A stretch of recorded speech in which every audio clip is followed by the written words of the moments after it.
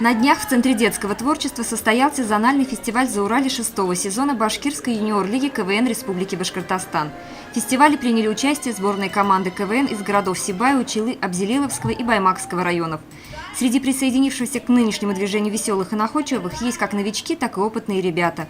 К примеру, команда «Кендек» Сибайской гимназии-интерната. Юные КВНщики уже привыкли радовать зрителей своими шутками. Смешить – это целое искусство, и этому можно научиться, уверены школьники. Так они успешно совмещают и учебу, и игры в КВН, активно пополняя копилку дипломами и грамотами. Обычно делаем мы это все очень быстро. Вот. Например, мы только вчера подготовились.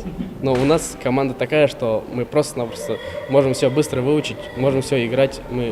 Наша команда очень артистичная, скажем так. Без этого никак. Но ставки делали, не знаю, брали прошлые шутки, которые до этого ставили, но большинство писали сами. По итогам набранных баллов жюри определило сильнейших. Первое место досталось команде корпорации «Бельмень» из села Старый Сибай, второе место – команде «Кендек» и третье место заняли участники из Учелинского района – команда «Одни девушки». В конце фестиваля победившим командам были вручены памятные подарки.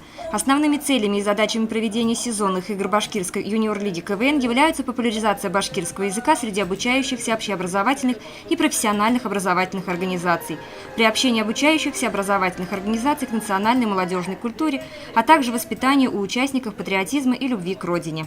Мы проводим КВН. КВН, он специфически именно на башкирском языке, на родном Башкортостане. Таких лиг больше нету. У нас она единственная. Также подсистемой является юниор-лига. Она уже у нас в этом году открыла 6-й сезон.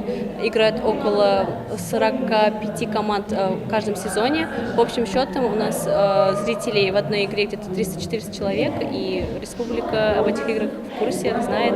Основной целью нашей лиги, естественно, является поддержка башкирского языка. Мы шутим на башкирском языке, мы разговариваем на нем, мы редактируемся, и у нас все с этим строго.